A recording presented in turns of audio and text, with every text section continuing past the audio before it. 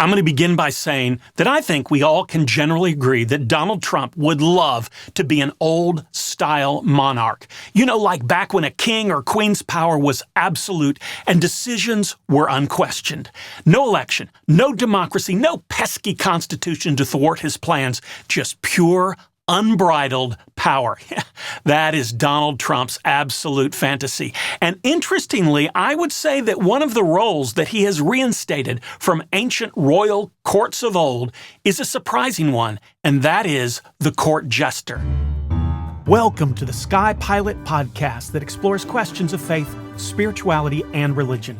I'm Dan Matthews, and I don't have all the answers, but I do enjoy the questions. Welcome to the podcast where every question is an invitation into a spiritual quest, and you're invited along for the journey.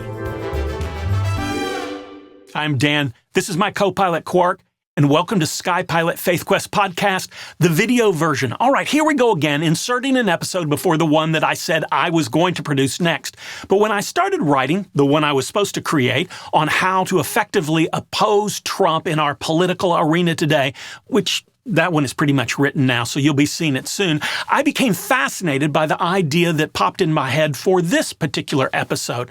So I decided to put it first. Also, I'm going to describe how he has used this role and then how it has changed as of late.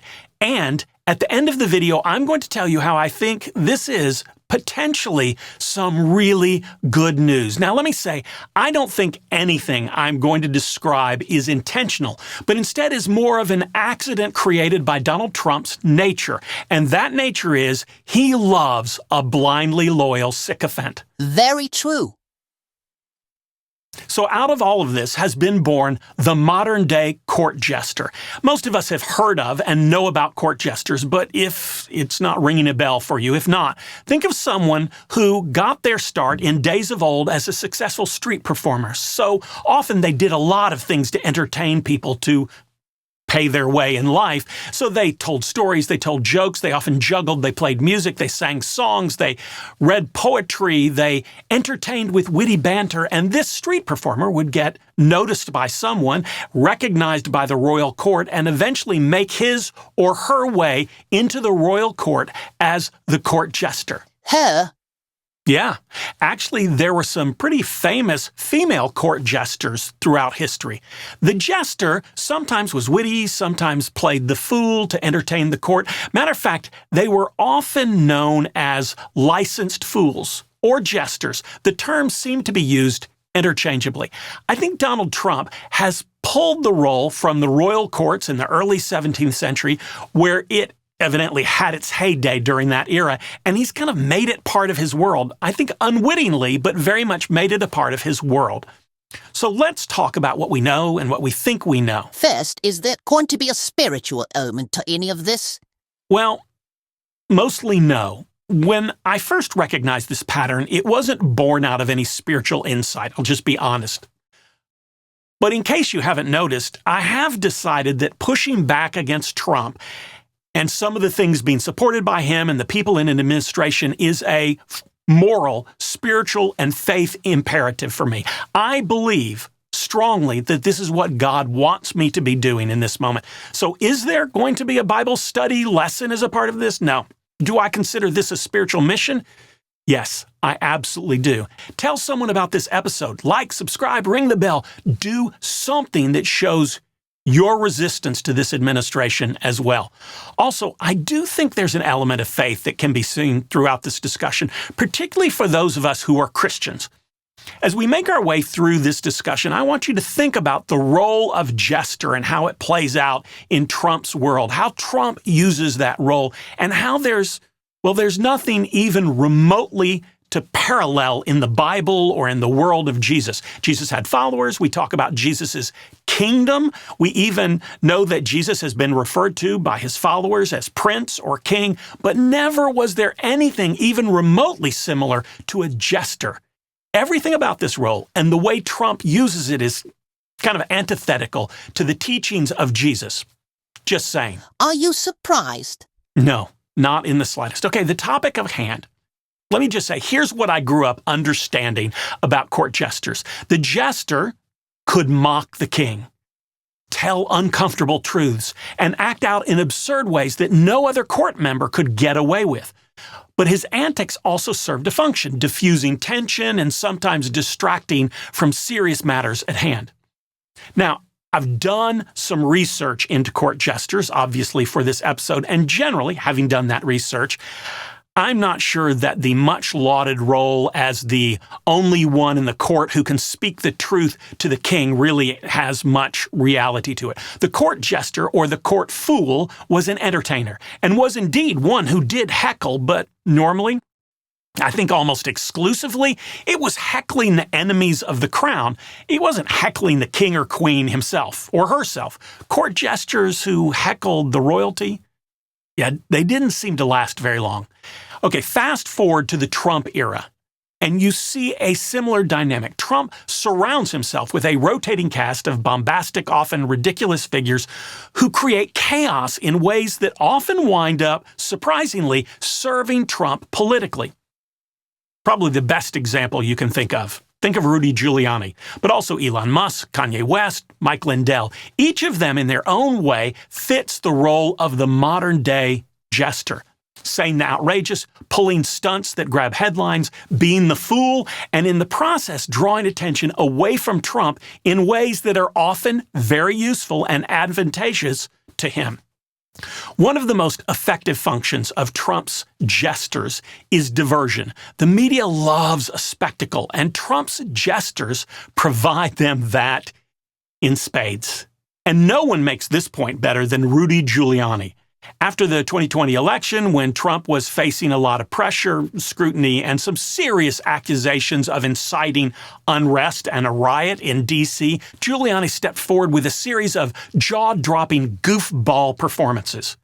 Who could forget the now legendary Four Seasons Total Landscaping press conference? It seems that Trump announced through a tweet that there would be a press conference at the Four Seasons. The Four Seasons is a hotel in Philadelphia that was a couple of blocks away from the place where the ballots were being counted. And it kind of made sense as a location for a press conference.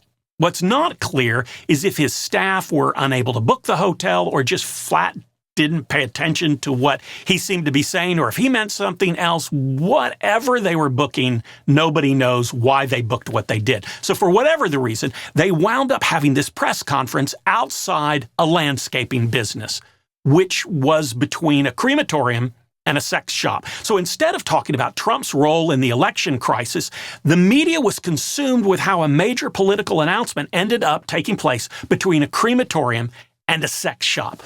Awkward. Yeah, to say the least. Oh, or remember the time Giuliani's hair dye started, well, how do you describe it? Melting down his face on live TV? The visual alone overshadowed any legal arguments he was making, but also took a lot of press coverage away from some of the things that Trump had done. Did Giuliani do these things on purpose? No, of course not. But make no mistake, these moments weren't just gaffes. They weren't? Oh, okay, they were absolutely gaffes. But they were also enormous gifts to Trump.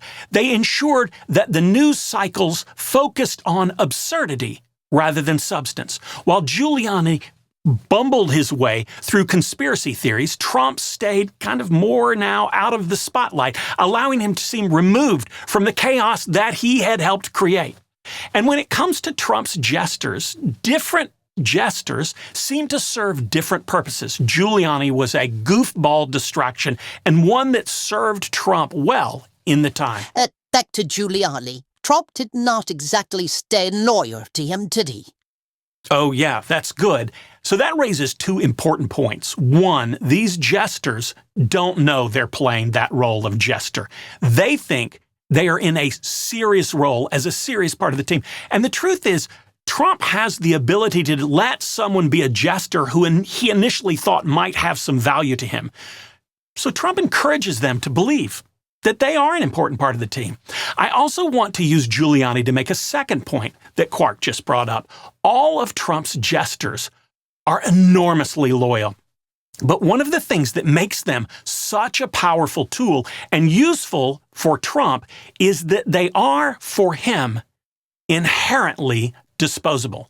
Giuliani was loyal to Trump, but that loyalty was purely one-sided. When Giuliani had served his purpose or now needed something from Donald Trump, he was in legal trouble. Well, he was kind of cut loose, wasn't he, and left to fend for himself. Now, beyond just distraction, Trump's jesters also serve a second purpose, and that is amplification. They take Trump's narratives and push them to extremes, allowing him to reap the benefits while maintaining a safe distance. They allow him to test the more absurd versions of his positions while not taking damage for saying these things himself. Look, let's look at Mike Lindell, the MyPillow CEO. Lindell became one of the loudest voices pushing Trump's election fraud claims, so much so that he funded his own investigations, he launched conspiracy-ridden documentaries, and even hosted a cyber symposium that went totally off the rails. Remember, Lindell frequently made claims that he was just about to prove something with blockbuster evidence that he had collected. But was never produced. Indeed. And then he offered $5 million to anyone who would prove him wrong, which actually a Trump supporter of all things did exactly that, proved him wrong. Unfortunately, Lindell decided he was not going to honor it. It went to arbitration. Of course, Lindell didn't want to pay. And of course, again, the arbiter decided against Lindell and ordered him to pay the $5 million that he had said he would pay if somebody proved him wrong, because he absolutely had been proven wrong. Lindell plays the role of saying the crazy things so Trump doesn't have to. And more importantly, he takes the things Trump has said and takes them to their logically absurd and sometimes disturbing conclusion. Trump can use a jester like Lindell to float increasingly absurd views without having to say these things himself. Think of the value of that for Donald Trump. For Trump, this is a win-win. If Lindell's bizarre claims gain traction, Trump can point to them and say, oh, look, that's what I've been saying all along. If they collapse under scrutiny, and they pretty much always collapse under scrutiny with Lindell, Trump can say, I had nothing to do with that. This tactic allows Trump to maintain credibility with his base without taking full responsibility for the extreme narratives that he may be kind of pushing out into the world. Okay, let's talk about Ye, formerly known as Kanye West. He played a similar but even more extreme role. His erratic endorsement of Trump, his bizarre public statements, and later descent into outright extremism gave Trump a kind of cultural chaos agent. When Ye made outrageous claims, it wasn't Trump's problem. It was just Ye being Ye. And yet his presence in Trump's orbit was hoped to, well, help energize key voting blocks that he thought Ye might draw in. And again, he kept media attention fixated on the spectacle and less focused on Trump, his policies, and let's be honest, his inability to provide any real thoughtful leadership. The third and arguably most crucial function of Trump's jester is plausible deniability. If things go too far, Trump always has an escape hatch. We've seen this time and time again when Giuliani's legal arguments collapsed, when he's faced disbarment, when he went to the Ukraine to try to get evidence to help him in the election. When the question arose about those things, Trump just, well, he distanced himself. Bill O'Reilly asked Trump in an interview what Giuliani was doing at that moment in Ukraine. And Trump's response was something along the lines of, oh, that's just him doing his thing. But if Giuliani had come back with some sort of useful information, which he didn't, but if he came back with some sort of useful information that was damaging to Trump's opponent, Trump certainly would have not just used it, but claimed that it was his idea and that he found it. When it served him, Ye was his buddy. When Ye became more erratic and his image started to take a nosedive, Trump began to keep him at a distance. And I will say this is the evil genius of Trump's jester strategy. Evil genius? Okay, all right. Maybe evil genius is not right. Let's put most of the emphasis on evil, and let's just say evil accidental genius. He gets the benefit of their chaos, the distractions, the amplified messaging, the cultural noise without ever fully committing to them, and therefore gets to be untouched by their eventual downfall. If they succeed, he wins. If they fail, they were never really part of his inner circle anyway.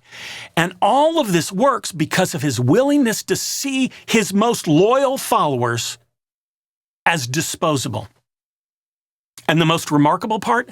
The media plays right into it by giving endless airtime to figures like Giuliani and Lindell and Ye. News outlets become complicit in the spectacle. They focus on the circus rather than the ringmaster. Look, here's the point and the lesson for all of us. We need to learn to ignore the buffoon. They're just a distraction. So one of the ways that we, those who oppose Trump, can be more successful in doing so is to look past the jester and focus on the guy who's sitting on the seat of power. And as I normally say right about this point, and that's all for today. But that is, well, almost all for today. Because there's one more thing. Almost forgot. One more thing that I wanted to check on. One more addition. The role of jester has changed in his second administration because the newest jester, who I haven't really talked very much about, I did mention him, is Elon Musk. Elon seems to be part jester and part royal executioner or hitman. Okay, so why is Elon Musk different than the others? Yeah, so I think there's one major difference, and it's really important.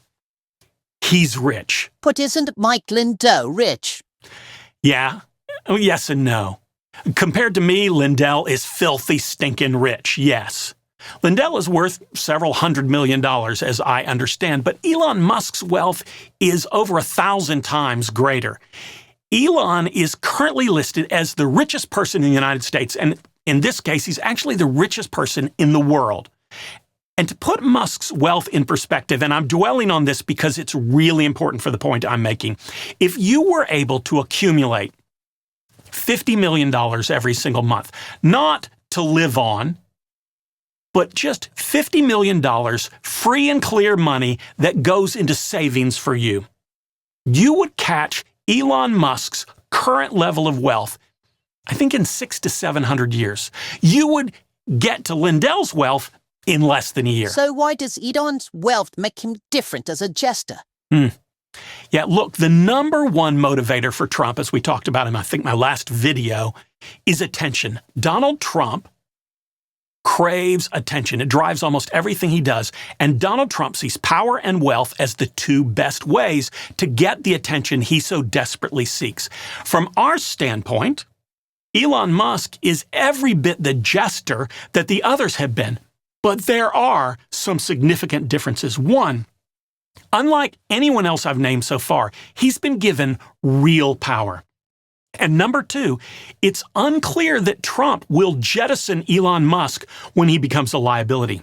I'm not sure that this time the jester is seen as disposable. And that matters why? I think Trump wants to remain tied to Elon Musk because I think Trump wants to be tied to Elon Musk's wealth. I have no doubt that he hopes to get into business with Musk. He hopes to take advantage of Musk to his own financial gain. That's what Trump loves to do. And that matters because I think Trump's connection to Musk may well be a liability that can be exploited. Look, Musk is the richest person in the world, but he also may be the least politically savvy person in all of America. There really isn't anyone on any political spectrum who thinks he's a great guy or even the least bit likable. What I see right now is that Elon Musk is dangerous. Dangerous in the government because of the things he's trying to do. That's true, and all of us have seen it. But he's also enormously dangerous for Donald Trump himself. Things have changed this time. And let me tell you how I know how they've changed. First, let me remind you that Donald Trump has bragged about the number of times that he's been on the cover of Time magazine. He sees Time magazine's cover as valuable and enormously important and a sign of status. So much so that he got really upset when Kamala was on the cover of Time magazine. Imagine if Time magazine had implied that Mike Lindell, Ye, or Giuliani were the real power behind the throne, the real power in the White House. Imagine they expressed this by posting a picture of, say, Giuliani sitting behind the presidential Resolute desk in the Oval Office. And imagine that they'd taken that picture and they'd put it on the cover of Time magazine. Let me just say this without any shadow of doubt, Giuliani would have been gone within hours. But Time magazine ran that very picture of Elon Musk, and he's still around. When asked about it, Trump clearly didn't like it. It annoyed him. But what did he do about it? Absolutely nothing. Exactly. I know that many of us feel Elon Musk is dangerous, and he is. But we need to see him as the jester who may ultimately be more dangerous to Trump than anyone else. The picture of Musk sitting at the desk is brilliant because here's a guy with real power in the Trump administration who I think is also a political ticking time bomb for the administration. And best of all, Trump seems to be absolutely unwilling to separate from him. And that may be the best news we've heard in a long time. Thanks for watching. Please like, subscribe, ring the bell, do whatever you can to get the news out. And I hope you'll come back and join us for the next video. On your spiritual journey, may you ask questions, seek answers, and boldly go wherever the quest takes you. Thanks for joining us here today and being part of the SkyPilot Faith Quest community. This is a great place to ask questions you wouldn't feel comfortable or safe asking in other places. And remember, the sign of a strong faith, solid religion, or healthy spiritual journey is not certainty, but that you keep asking questions.